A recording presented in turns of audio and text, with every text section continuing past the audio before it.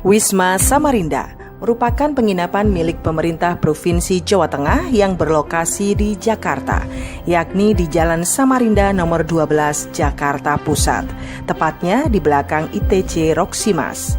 Meskipun di pusat kota, namun penginapan ini terasa nyaman dan tenang.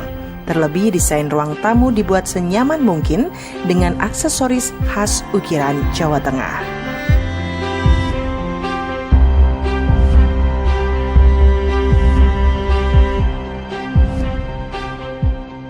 Untuk kamar tersedia dengan berbagai tipe, mulai single bedroom, twin bedroom, hingga triple bedroom dengan fasilitas kamar yang ber-air conditioner, TV kabel, kamar mandi dengan air panas, serta dilengkapi dengan peralatan mandi.